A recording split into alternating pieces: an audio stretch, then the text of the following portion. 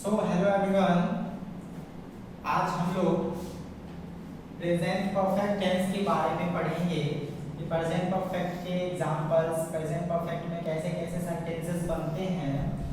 पहले छोटा सा एक डेफिनेशन का है, तो ये है कि this part of present tense shows a complete action in present, है ना, कि इस पार्ट में, प्रेजेंट टेंस के इस पार्ट में हमें ऐसे ऐसे एक्शन देखने को मिलते हैं जो कंप्लीट हो चुके हैं, है ना।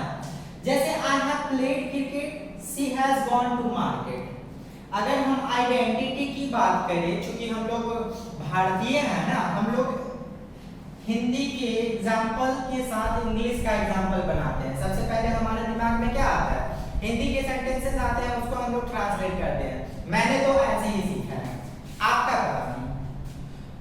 हिंदी क्रिया के अंत में जो वर्ब होता है ना, गॉन, प्लेड, खेलना, बोलना, इसके अंत में चुका है, चुकी है, चुके हैं, इस तरह से वर्ड आते हैं। ओके, इसके अंत में आ है, ई है, ए है भी आते हैं। जैसे मॉडल ऑफ सेंटेंसेस में देखो, आपको पता चलेगा आई हैव प्लेड क्रिकेट, मैं क्रिकेट खेल चुका हूं, या फिर इसको ऐसे भी बोल सकते हैं, मैंने क्रिकेट खेला है। दूसरा देखो, she has gone to market, वह बाजार जा चुकी है। देखो अंत में जाना क्रिया है ना, क्रिया, इसके अंत में चुका है या चुकी है आ रहा है, या फिर वह बाजार गई है, या है, ई है, ये है, ऐसे सेंटेंसेस आते हैं। कम टू द स्ट्रक्चर, सब चीज स्ट्रक्चर के ऊपर ही डिपेंड करता है। इसके जो अफर्मेटिव सेंटेंस के स्ट्रक्चर होते हैं, सब्जेक्ट प्लस हैव या हैज प्लस वर्ब का third form plus object.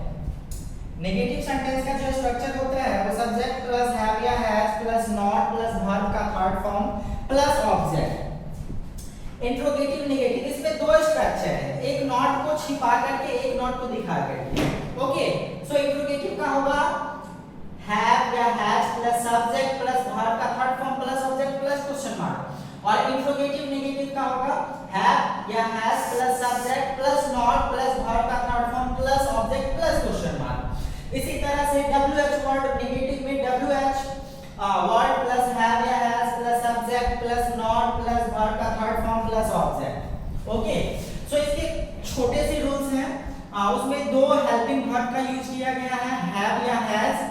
Okay, have जो है वो I, we, you, they, two names या फिर प्लूरल सब्जेक्ट के साथ यूज किया जाता है। मैं टू नेम्स क्यों लिखता हूं, राम और श्याम क्रिकेट खेला है ना, राम और श्याम क्रिकेट खेल चुका है। तो ऐसे सेंटेंसेस मैं जब ट्रांसलेशन बना रहा था, उस समय ऐसे ऐसे सेंटेंसेस काफी देखने को मिले थे, इसीलिए ये मेरे जहन से निकलता ही नहीं है। या फिर प्लूरल सब्जेक्ट जो भी है, ये उसके साथ हैव का यूज करेंगे, और has, he, she, it, one name या फिर सिंगुलर सब्जेक्ट के साथ इसका यूज करेंगे।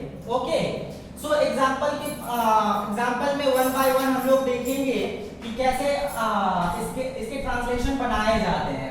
जैसे मैं आपको पढ़ा चुका हूं, देखो पढ़ाना क्रिया है, इसके अंत में चुका है आ रहा है, दैट मींस कि ये परफेक्ट टेंस के एग्जांपल है। आई के साथ हैव लगता है, हैव टीच होता है ना पढ़ाना का, इसका वर्ब का थर्ड फॉर्म टाउट होता है यू। बस हम लोग क्रिकेट नहीं खेले हैं या फिर हम लोग क्रिकेट नहीं खेल चुके हैं, we have not played cricket, क्या आप मेरी मदद कर चुके हैं, होता कुछ नहीं है, बस हेल्पिंग वर्ब को ना बाहर लेके आ जाते हैं, बाकी सब चीज सेम ही रहता है।